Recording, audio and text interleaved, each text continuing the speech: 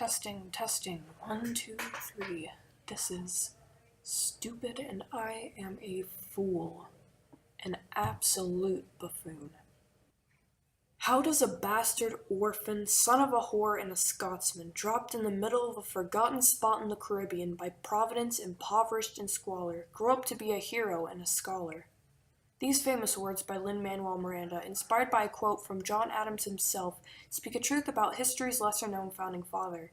Alexander Hamilton is a man who was born to a life that would prevent most people from accomplishing anything great. But that was not the case for him. He grew up to fight for and eventually help establish the United States. This $10 founding father was born in the British West Indies on January 11, 1755. His mother, Rachel Fawcett Lavian, married a man named John Lavian, who was terribly abusive to her. An example of this is when he imprisoned her after catching her committing adultery. She fled to St. Neots when she was released, where she met James Hamilton. She moved in with him and had a kid, named Alexander. They moved to St. Croix, but soon after, James Hamilton abandoned Rachel and her son. Rachel struggled to make ends meet after that, but Alexander wasn't discouraged by it. Alexander started working at the age of only 11, and when everything seemed to start getting better, his mother became ill and died in 1768. Due to him working at such a young age, he became educated in the field of money and business quickly. He caught on to things fast and was able to take care of himself. But soon after his mother had died, a hurricane hit the town where he lived. In destruction of it all came hope. His boss was fond of him and his work, so he decided to send Hamilton to America to pursue an education. Already at the age of 16, Hamilton was accepted into King's College. Though at the time, America was on the brink of revolution, which caused Alexander to be drawn more toward the political situation instead of his education. Hamilton eventually quit his education and protested Britain with the other patriots. Hamilton had accomplished many impressive things at such a young age. When he was 18, he was writing revolutionary essays and speaking at political meetings. In 1775, he joined the militia to fight for the starting nation. Just a year later, he became George Washington's right-hand man after gaining respect among the patriots. He didn't have the ability to make major military decisions, but still had a large responsibility. He was in charge of writing the most important letters for George Washington, and was sent on crucial military missions. The way he helped the military the most was through his writings. He wrote several reports on the reorganization and reform of the army. He was always focused on making the things around him better than they were.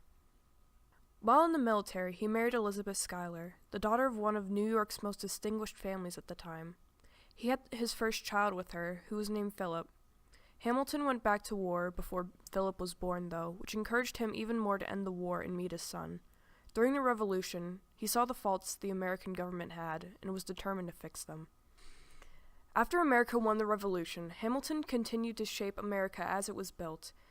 He knew the Constitution was important for the American government, so he got together with James Madison and John Jay to write the Federalist Papers. The Federalist Papers were essays and articles that ratified the Constitution. The work was originally meant to be split among the three men, but Hamilton always goes above and beyond what's expected. He wrote 51 of the essays himself in only 6 months. Since he was still close to Washington, he was appointed Secretary of Treasury. This role is what gave him the ability to change America how he wanted. He constantly argued with other political figures on how the government should be founded and run. A notable figure would be Thomas Jefferson, with whom he disagreed with constantly. You'll see why that's important later. Hamilton not only made a large impact on the political field, he also founded America as we see it today. The state capital was originally supposed to be in New York, but the offer was turned down so that Hamilton could secure backing in his economic program. He assumed all the state's debts, which made the federal government stronger. He created the first Bank of the United States, which was roughly based off of the Bank of England, but he had a few revisions so that it fit the nation. He fought for taxes on whiskey and a stronger federal government. He had a vision of what he wanted America to become, and tried his best to fulfill that vision, but everyone has their flaws. One major flaw he made took place in 1791. He met Maria Reynolds, whose husband had mistreated and abandoned her. She was begging for money and a place to stay. What took place that night would become America's first sex scandal. James Hamilton found out about Hamilton's relationship with Maria and convinced Hamilton to pay him in order to keep the secret. Thomas Jefferson, Aaron Burr, and James Madison confronted him on the assumption that he had been embezzling funds. That's when Alexander told the nation what he had done. Many people believe this kept him from becoming the president. The scandal didn't keep him from being a large influence on the political field, however. The Electoral College came to a tie between Aaron Burr and Thomas Jefferson in the election of 1800. Hamilton didn't agree with either candidates. He fought continuously with them both. Eventually, Hamilton came to a decision. To him, Thomas Jefferson had beliefs. Burr had none. Once Hamilton convinced the House of Representatives to choose Thomas Jefferson, Aaron Burr was enraged. That was the final straw for him.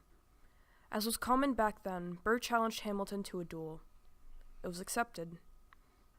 Prior to this challenge, Hamilton's son Philip was involved in a duel of his own, trying to protect his father's honor after the scandal. Per instructions of his father, Philip fired into the air and was shot and killed. Hamilton was crippled by the guilt. The day had come where he needed to choose. For once in his life, Hamilton decided to think of everything but himself.